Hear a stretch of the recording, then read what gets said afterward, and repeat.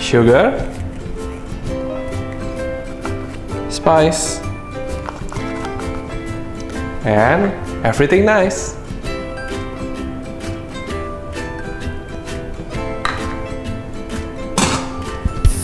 And it's a baby girl. Eits, bayi tabung sih bayi tabung, tapi bukan seperti itu ya prosesnya Sobat Kalbemet. Lalu, sebenarnya apa sih itu bayi tabung dan seperti apa prosesnya? Hari ini kembali bersama saya, Dr. Leon. Yuk kita simak apa itu bayi tabung dan bagaimana prosesnya.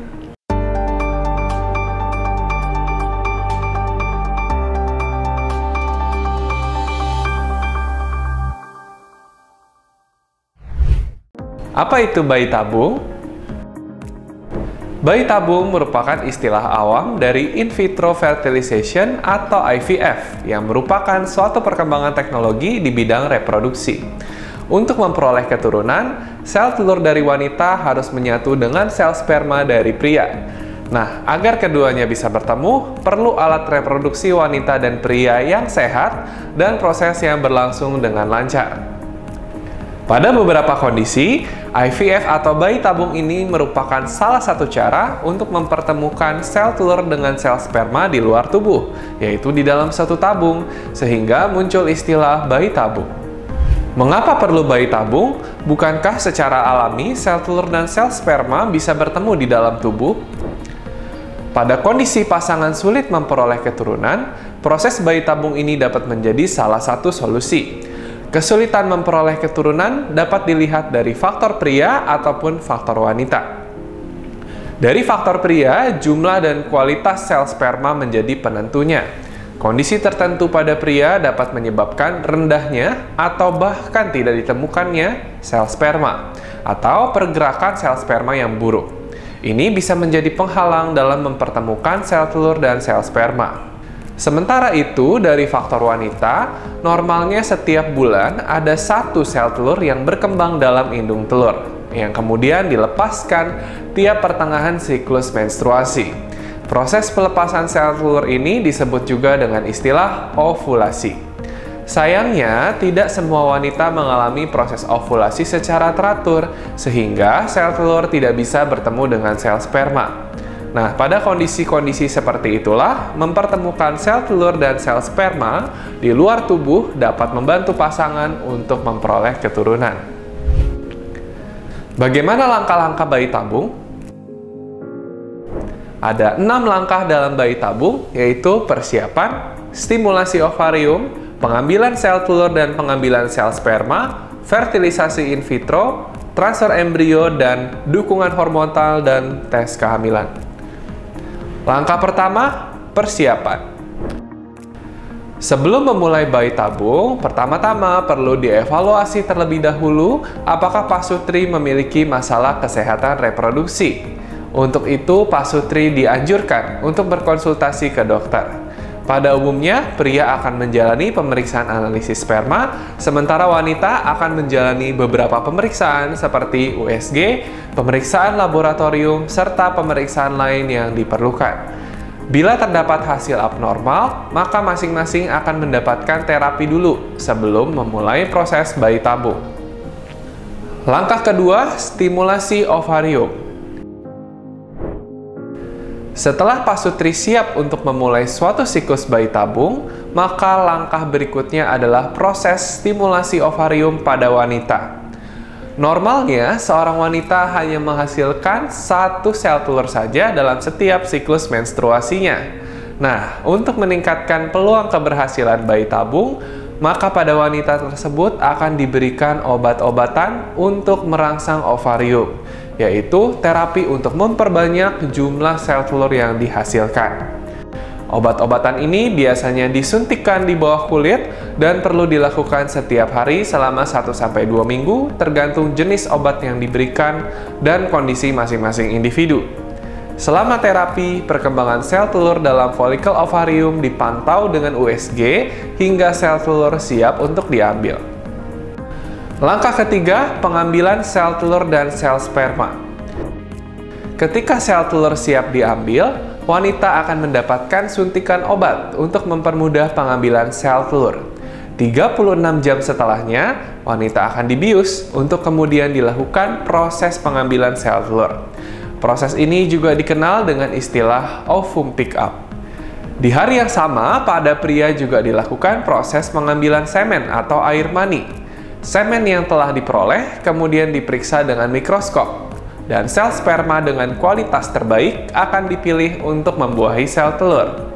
Untuk laki-laki yang memiliki masalah medis tertentu, sel sperma dapat diambil secara langsung menggunakan suatu alat menyerupai suntikan ke saluran reproduksi pria atau testis. Langkah keempat, fertilisasi in vitro. Setelah sel telur dan sel sperma berhasil diperoleh, langkah berikutnya adalah mempersatukan mereka di dalam sebuah tabung, yaitu cawan Petri. Ada dua cara mempersatukan sel telur dan sel sperma yang bisa dipilih berdasarkan kualitas sel sperma, yaitu cara konvensional dan ICSI atau intracytoplasmic sperm injection. Bila kualitas sperma baik, maka dipilih cara konvensional, di mana sel sperma dan sel ovum dipertemukan di cawan Petri dan dibiarkan untuk terjadinya fertilisasi secara alami. Namun, bila kualitas sel sperma buruk, maka dipilih cara ICSI. Pada cara ini, sel sperma secara langsung disuntikkan ke dalam sel telur dengan teknik mikromanipulasi. Setelah pembuahan terjadi, zigot yang merupakan hasil peleburan sel telur dan sel sperma diletakkan dalam suatu alat inkubator untuk menjaga suhu, kelembapan, dan kondisi lainnya yang baik untuk perkembangan zigot dan dipantau. Bila pembuahan berhasil, maka zigot kemudian akan membelah menjadi 2 sel, 4 sel, dan seterusnya, dan disebut sebagai embrio. Proses ini juga dikenal dengan istilah kultur embrio. Langkah kelima, transfer embrio. 2-6 hari setelah pembuahan adalah waktunya untuk memasukkan embrio kembali ke dalam rahim. Proses ini dikenal sebagai transfer embrio. Jumlah embrio yang ditransfer bisa 1 atau lebih. Semakin banyak yang ditransfer, lebih besar peluang keberhasilan untuk memperoleh kehamilan. Namun, juga lebih besar resiko terjadinya kehamilan ganda. Embrio yang kualitasnya cukup baik namun tidak ditransfer bisa dibekukan dan disimpan. Proses ini disebut kriopreservasi. Tujuannya adalah bila dalam siklus ini pasutri belum berhasil memperoleh keturunan, embrio yang disimpan ini bisa ditransfer pada siklus berikutnya, sehingga mempercepat proses bayi tabung. Langkah keenam, dukungan hormonal dan tes kehamilan. Setelah transfer embrio, wanita akan mendapatkan obat hormonal untuk meningkatkan peluang keberhasilan kehamilan dan mempertahankannya. Obat-obatan yang digunakan ini sering disebut sebagai obat penguat kandungan. Nah, berikutnya ini dia momen yang menegangkan, yaitu tes kehamilan. 14-16 hari setelah sel telur diambil, wanita menjalani tes kehamilan. Bila positif, maka obat penguat kandungan dapat dilanjutkan hingga kelahiran bayi. Namun, bila masih negatif, pemeriksaan lanjutan dapat dilakukan pada minggu kelima atau keenam dengan USG untuk memastikan ada tidaknya kehamilan dengan melihat kantong gestasi. Bila belum terlihat tanda kehamilan berdasarkan USG tersebut, maka siklus dianggap gagal. Pasutri kemudian dapat mencoba kembali siklus IVF berikutnya 4-6 minggu setelah hasil tes kehamilan negatif. Keberhasilan untuk memperoleh kehamilan dalam setiap siklus bayi tabung kira-kira sebesar 30%. Keberhasilan ini dipengaruhi oleh berbagai faktor, termasuk menurunnya keberhasilan seiring pertambahan usia, kondisi kesehatan organ reproduksi pasutri, dan penyakit penyerta yang dimiliki oleh pasutri. Persiapan yang matang, serta penggunaan suplemen dan obat-obatan yang tepat sesuai anjuran dokter dapat meningkatkan keberhasilannya.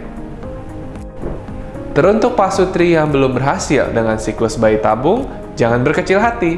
Dengan tetap berusaha dan selalu berdoa, pasti akan mendapatkan hasil yang terbaik. Amin. Jangan lupa ketik amin ya Sobat Kalbemed di kolom komentar.